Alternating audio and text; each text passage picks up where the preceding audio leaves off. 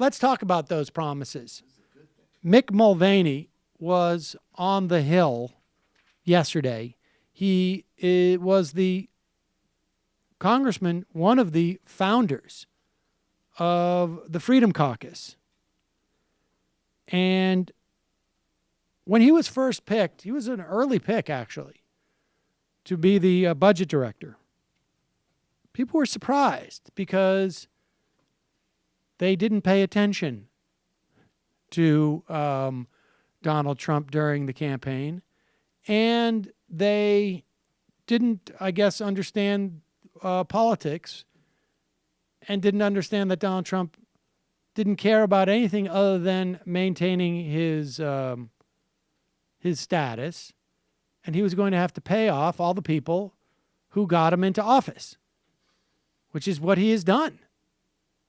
And I'm sure Paul Ryan was extremely excited to get one of the co-founders of the Freedom Caucus, which drove John Boehner out of office, into the Trump administration.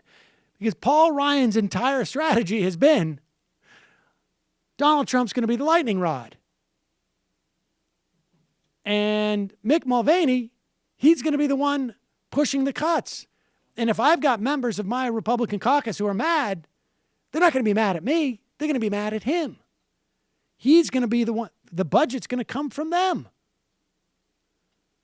And so that surprise carried through to the hearings to a certain extent because Donald Trump supposedly is not going to cut Medicare, supposedly is not going to cut Social Security.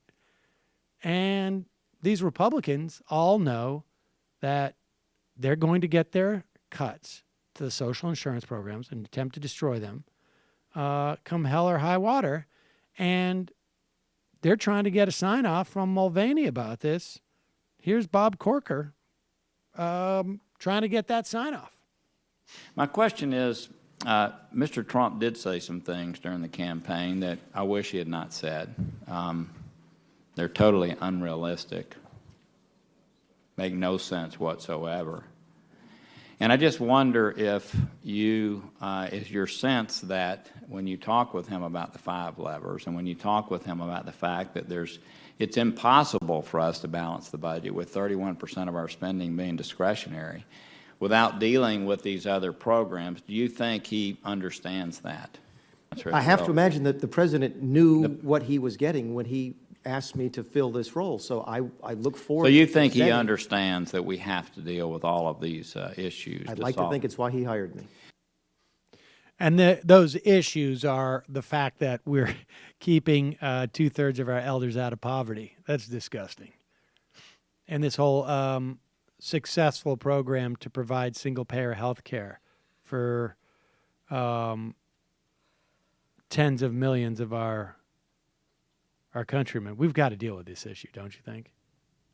Oh, absolutely. They probably will. There's far too many people out of poverty. Hey, it's Sam Seder. Why don't you subscribe to this channel? You can do so right over here. Subscribe.